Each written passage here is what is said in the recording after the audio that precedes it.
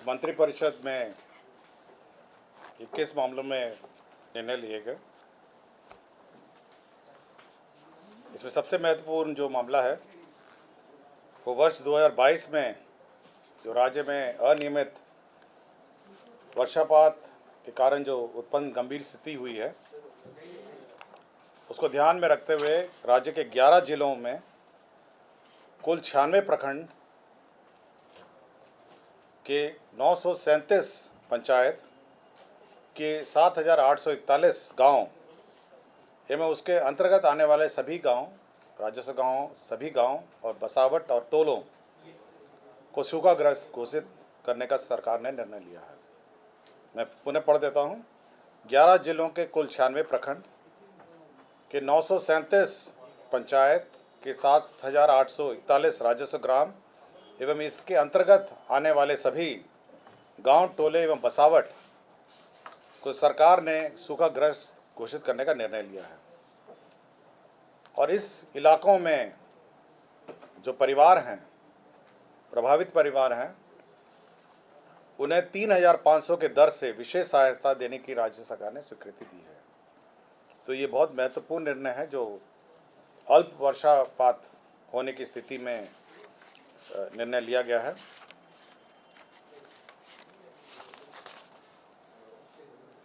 इसी के आलोक में जो भुगतान करने के लिए आपदा प्रबंधन विभाग ने 500 करोड़ बिहार आकस्मिकता निधि से अग्रिम के रूप में राज्य सरकार ने स्वीकृत किया है।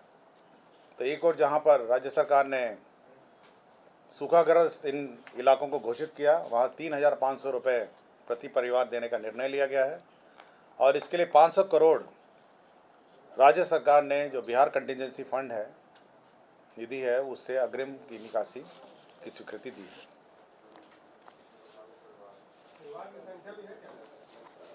परिवार की संख्या नहीं है, जितने भी गाँव, इन सभी गांव में 7,841 गांव के जो भी गांव हैं, टोले हैं, बसावट हैं, उनमें जितने भी परिवार आएंगे उन सबका सर्वेक्षण करके सभी को भुगतान 3,500 के दर से दिया जाएगा।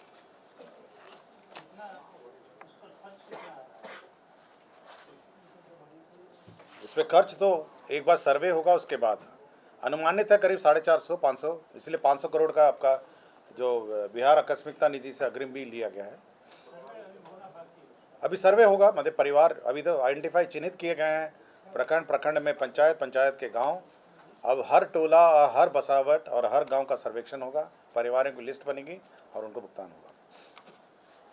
साथ ही साथ इसमें एक महत्वपूर्ण और निर्णय लिया गया है। साथ ही साथ जो फसल क्षति हुई है विभिन्न जिलों में, जो एक्सेस रेनफॉल, जो अतिवृष्टि के कारण, जो वर्षापात के कारण जो क्षति हुई है उनके, और वहाँ पे जहाँ बाढ़ की स्थिति उत्पन्न हो गई है और बाढ़ के कारण लगाए गए फसलों का नुकसान जो हुआ है, उनका भी मंत्रिपरिषद ने यह निर्णय लिया कि उनका भी सर्वेक्षण कराया जाए और सर्वेक्षण के उपरांत प्रभावित किसानों को आवश्यकता अनुसार कृषि इनपुट सब्सिडी उपलब्ध कराई जाए।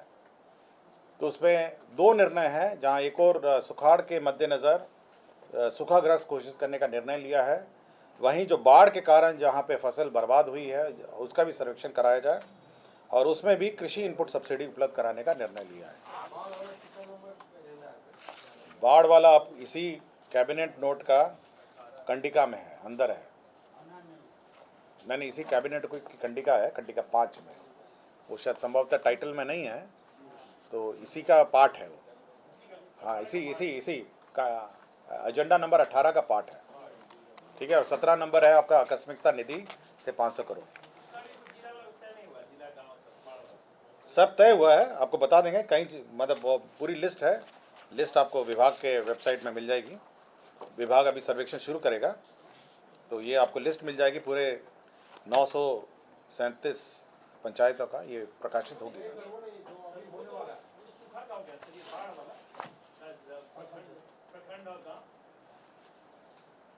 सूखा वाला मैं बता देता हूँ आपको, सूखा वाला ही बता देता हूँ। जहानाबाद है, गया है, औरंगाबाद है, शेखपुरा है, नवादा है, मुंगेर है, लखीसराय, भागलपुर, बांका, जमुई, नालंदा है। तो बाढ़ वाले इसलिए हम लोगों ने लिस्ट फाइनल नहीं किया है क्योंकि अभी भी पानी वर्षापात हो रही है, जैसे अभी गोपालगंज में हाल ही में हुआ है और अन्य जिलों में हुआ है, तो वो धीरे मतलब उसका जिला तय नहीं हुआ है। कहा गया है कि अपने अपने क्षेत्रों में इसका सर्वे करिए और जहाँ जहाँ पर फसल क्षति हुई है वहाँ पे कृषि इनपुट सब्सिडी आप दीजिए। तो ये अभी ओपन एंडेड है, जैसे जैसे बरसात अभी ख़त्म होने वाली होगी तो ये सूची फाइनलाइज हो जाएगी। तो ये भी निर्णय इसी प्रस्ताव में लिया गया।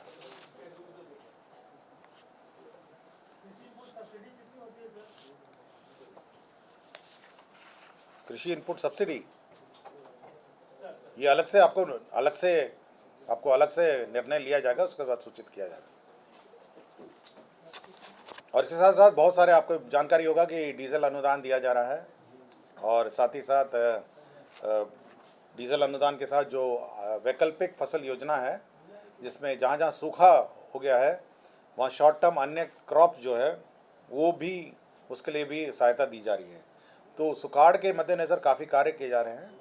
तो ये किया जा दूसरा ये है, आपको जानकारी होगा कि डीजल अनुदान भी कम वर्षापात के कारण जो फसलों को सिंचाई के लिए अनुदान दिया जा रहा था, उसके लिए राशि घट गई थी। पिछली बार तक 2 बार बीसीएफ लिया गया था, जिसमें 89 करोड़ 95 लाख राशि बिहार आकस्मिकता निधि से निकासी की गई थी।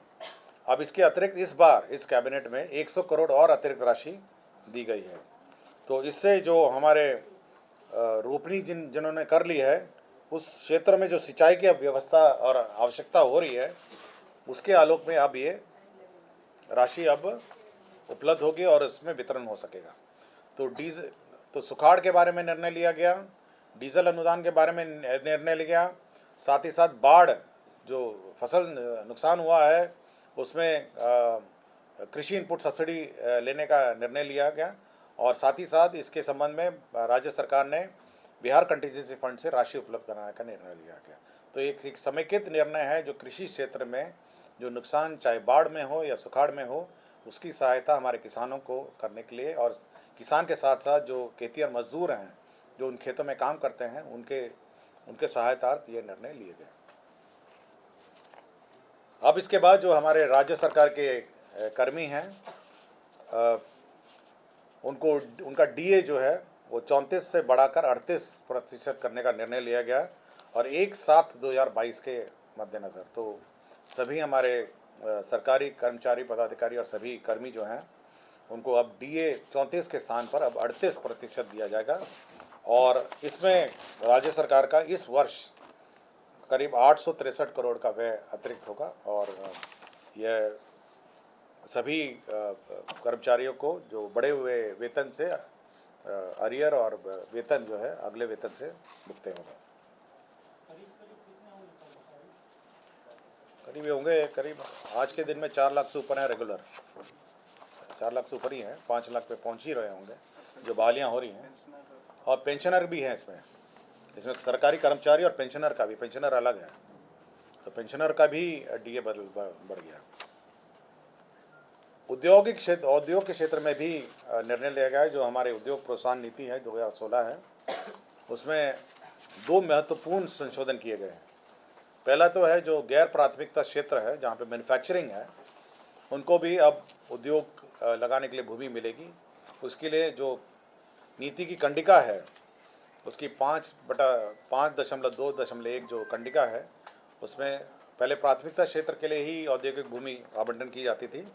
अभी उसको संशोधन करके विभिन्न औद्योगिक परियोजनाओं के लिए अब भूमि आवंटन हो सकेगी। तो जो ज़मीन है वो अब सभी उद्योग जो मैन्युफैक्चरिंग करेंगे राज्य में उनको उपलब्ध हो सकेगी।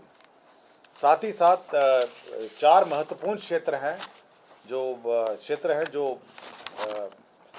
पूर्व में प्रतिबंधित थे, नॉन मैन्युफैक्चरिंग सेक्टर्स हैं, जो गैर मैन्युफैक्चरिंग सेक्टर्स हैं, उसके लिए भी मंत्रिपरिषद ने निर्णय लिया है कि ये जो उद्योग की भूमि है वो आवंटन हो।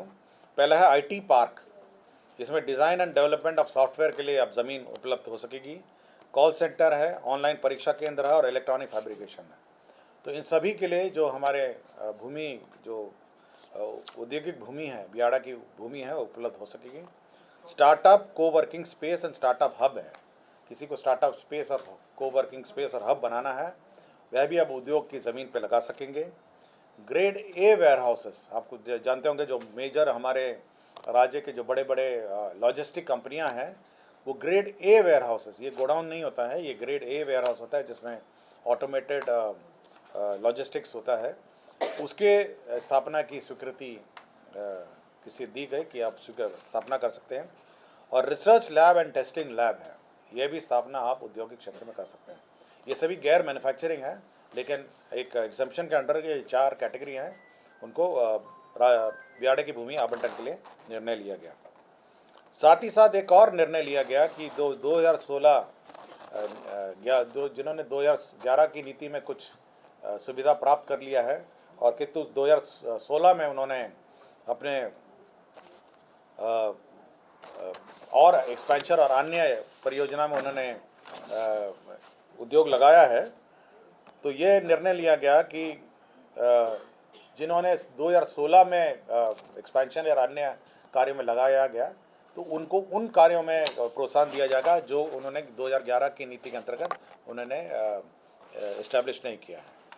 तो हुआ ये था कि जब एक बार आपने औद्योगिक नीति के अंतर्गत आपने सुविधा प्राप्त कर ली है, तो दूसरे औद्योगिक नीति के अंतर्गत आपको सुविधा देनी था, तो ये संशोधन किया गया है। और साथ ही साथ यह भी निर्णय लिया गया है कि 200 करोड़ के अतिरिक्त यदि कोई उद्योग लगाएंगे, उनको जीएसटी जो 5 वर्षों के लिए सीमित था, वो अब 7 वर्षों के लिए उनको अलाउड है, पर बशर्ते कि जो 2 साल का जो जीएसटी कंपनसेशन जो उनको मिलेगा, वो उस उद्योग में पुनः निवेश करेंगे। मैं पुनः दोहरा देता हूं कि यदि कोई इकाई है जो 200 करोड़ से ज़्यादा निवेश करती है, तो उनको 5 की जगह 7 साल जीएसटी रिइंबर्समेंट की सुविधा दी जाएगी, बशर्ते कि जो 2 साल में जो अतिरिक्त उनको जीएसटी सुविधा दे होगी, वो उनको पुनः निवेश उस उद्योग इकाई में किया जाना होगा। और पहले था कि हर निवेश, जो छोटे छोटे निवेश हैं, उनको भी एसआईपीबी से क्लियरेंस लेना पड़ता था। निर्णय लिया गया है कि 2 करोड़ तक की योजनाएं, जो छोटी छोटी योजनाएं हैं, वो जो एसआईपीबी का जो सचिवालय है विभाग में, उसके प्रधान सचिव या सचिव स्तर से ही निर्णय और स्वीकृति दे सकेंगे। तो ये एक महत्वपूर्ण औद्योगिक क्षेत्र के लिए यह निर्णय लिया गया और इससे औद्योगिक क्षेत्र का विकास संभव होगा। राज्य में यह निर्णय, राज्य सरकार ने यह भी निर्णय लिया कि सभी जो बिजली मीटर हैं राज्य में, वो सभी अब प्रीपेड होंगे।